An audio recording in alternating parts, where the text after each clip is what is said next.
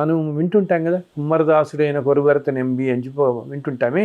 ఇంట్లో ఆ కుమ్మరివాడు ఏం చేస్తుండేవాడు, రోజు అతనికి చిన్న ఇంట్లో తిరుపతి వెళ్ళే ఆ రోజుల్లో వెళ్ళేంత ఇది లేక, తనకి స్థాయి లేకపోవడంతో ఆ స్తోమత అది లేక రోజు కుండలు అన్నమాట చేసుకుంటూ ఉండి, చివరికి అతని ఇంట్లో ఒక చిన్న విగ్రహం ఉంటుంది స్వామిది. ఆ విగ్రహం దగ్గర ఈ కుండలు తయారు చేసిన తర్వాత చివరికి చేతికంతా మట్టి అంటుకుంటుంది గోడకి.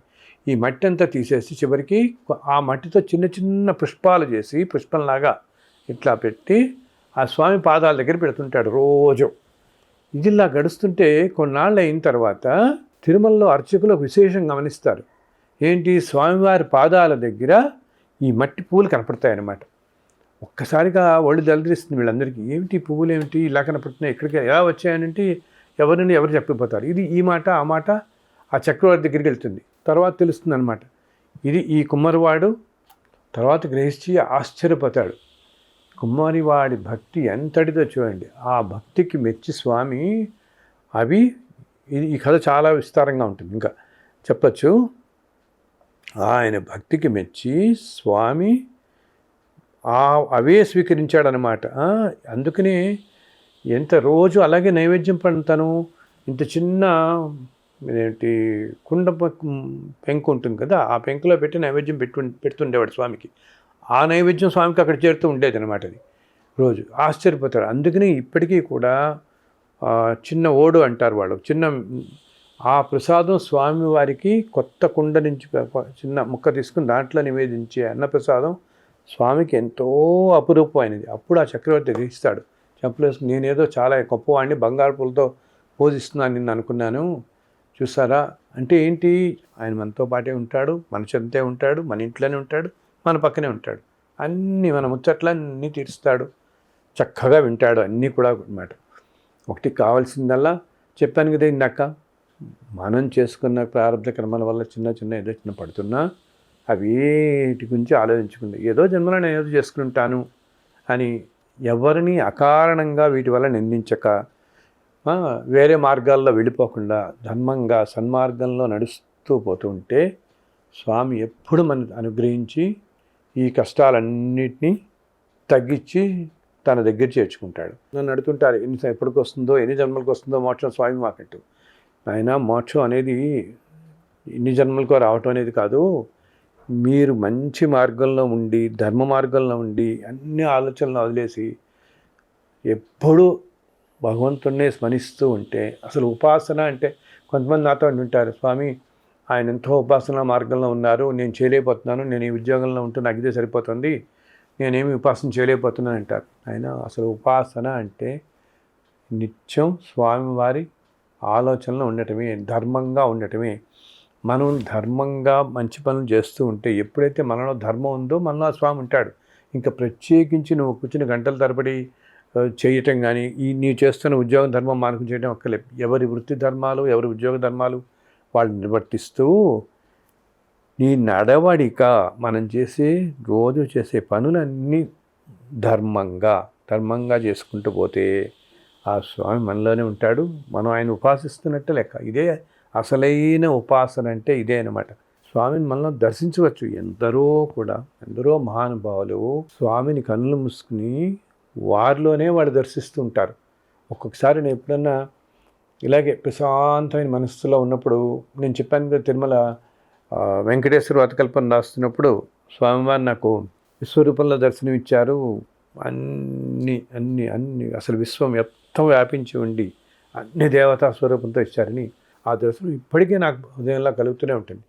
లోపల మనం అంతర్ముఖంగా చూడటం నేర్చుకోవాలన్నమాట.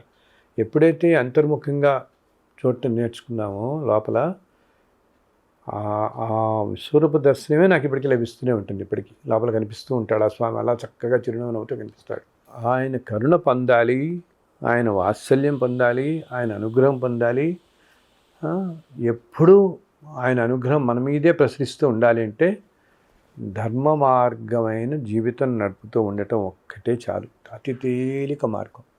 ధర్మాన్ని ఆచరిస్తూ మంచి మార్గంలో వెళుతూ, ఎందుకంటే ఈ కలి ప్రభావంలో మనుషులు అనేక మాయలకు లోనే ఇటు పరిగెడదామని చూస్తూ ఉంటుంది. మనం ఎప్పుడైతే ఆయన మీద పూర్తి నమ్మకం, పూర్తి ఆర్తి పెట్టుకుని ఎవరో గురువుని పట్టుకుని ఉన్నామంటే ఈ మాయలో పడనీయకుండా మనస్సుని ఏంటి పాతకాలం పూర్వజన్మల ప్రారంభ కర్మల వల్ల కలిగే మన ఆలోచనలు ఏదో ఇటు పోతుంటాయి. ఆ ఆలోచనలు పక్కకి తోసేస్తాడు ఆ స్వామి మనని.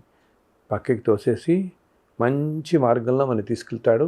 మనందరికీ తెలుసు ఒక శ్లోకం స్వామివారు చెప్పింది, అనన్యా చింతయంతో మా ఏ జన పర్యుపాసతే. ఎవరైతే నన్ను ఎప్పుడూ వేరే ఆలోచనలు ఏవి లేకుండా నన్నే ఉపాసిస్తూ ఉన్నారో తేషాభియుక్తానం యోగక్షేమం వహామ్యహం. వారి యోగక్షేమాలు ఎప్పుడైతే నన్నే ఉపాసిస్తున్నారో ఎల్లవేళ వారి యోగక్షేమాలు నేనే వహిస్తాను అని ఆ స్వామివారు మనకు చెప్తారు. అన్నిటికంటే ముందు ఏమిటి, చాలా ఇంకా ఉత్కృష్టమైనది ధర్మాన్ని ఆచరిస్తూ పోవటం అన్నమాట. ఎప్పుడైతే ధర్మాన్ని ఆచరిస్తూ పోతామో మనం, ఆ ధర్మస్వరూపమే భగవంతుడు. ఆ భగవంతుడే మనలో ఉంటాడు. అదే ఉపాసన అన్నమాట. ఇదొక మార్గం. ఉపాసనా మార్గంలో రకరకాల ఉపాసనా మార్గాలు. ఉపాసన అంటే స్వామికి దగ్గరగా ఉండటం అన్నమాట. మనం అసలు ఆయనే స్వామినే మనలో ఉంచుకుంటాం. అది ఎప్పుడు సాధ్యం? మనం ధర్మ మార్గంలో వెళుతూ ఉంటే ఆయన మనలోనే ఉంటాడు. అలా తిరుమల శ్రీ వెంకటేశ్వర స్వామి వారిని ఎందరో తరతరాలుగా ఉపాసిస్తూ ఉన్నారు. పూర్వజన్మల ప్రారంభ కర్మాలు బట్టి ఎన్నెన్నో ఉద్యోగాలు ఎన్నెన్నో ఉంటూ ఉండొచ్చు. కానీ ఏదో చేస్తూ పోతున్నా ఎవ్వరినీ అకారణంగా నిందించటం కానీ, అకారణంగా కోపం తెచ్చుకోవటం కానీ, వేరే వాళ్ళ దగ్గర పరుషంగా మాట్లాడటం కానీ, మానసికంగా శరీరంగా కానీ హింసించడం కానీ ఏమీ చేయకుండా, అస్సలు అటువంటి పనుల జోలికి వెళ్లకుండా ప్రశాంతమైన మనసుతో మనం ఉండి ఆ స్వామిని పట్టుకుంటే ఆయన చక్కగా మన మనసులో అలా తిష్ట వేసుకుని కూర్చుంటాడు. ఆయనకి అన్ని నామాల కంటే ప్రతి నామం ఆయనదే. శ్రీనివాస అంటే ఇంకా ఇష్టంట, గోవింద అంటే చాలా ఇష్టం ఆయనకి. ఇలాగా రామానుజాచార్యులు వారు ఆయన ఇప్పుడు శ్రీనివాస అని పిలుస్తుండేవారు. ఆ మహాలక్ష్మి తల్లిని తన హృదయంలో ఉంచుకున్న ఆ పురుషోత్తముడు శ్రీనివాసుడు అయ్యాడు. ఆ శ్రీనివాసుడు మనకి అందరికీ ఎంతో అపురూపం అయ్యాడు. మనం ఎప్పుడు ఆ స్వామి రూపాన్ని మనం కూడా హృదయాల్లో నింపుకుని ఉండాలి. ఎన్నో లీలలు జీవిస్తాడు. ఆ నమ్ముకున్న వాళ్ళకి నిత్యం కాపాడుతూ ఉంటాడు. ఈ మధ్య నన్ను కొంతమంది అడుగుతున్నారు, ముందు తిరుచానూరు దర్శించుకోవాలా, ముందు తిరుపతి దర్శించుకోవాలి, తిరుమల స్వామివారిని దర్శించాలని. అది మన వీలు బట్టి ఎట్లాగైనా చేయొచ్చమ్మా. మీరు చక్కగా వీళ్ళని బట్టి ముందర తిరుచానూరు దర్శించుకుని అమ్మవారిని, తర్వాత అయ్యవారిని దర్శించవచ్చు. దాంట్లో ఎటువంటి ఇది లేదు. మీ వీలుని బట్టి మీరు చేయొచ్చు. చక్కగా ఇద్దరి అనుగ్రహం మీకు కలుగుతుంది. చక్కగా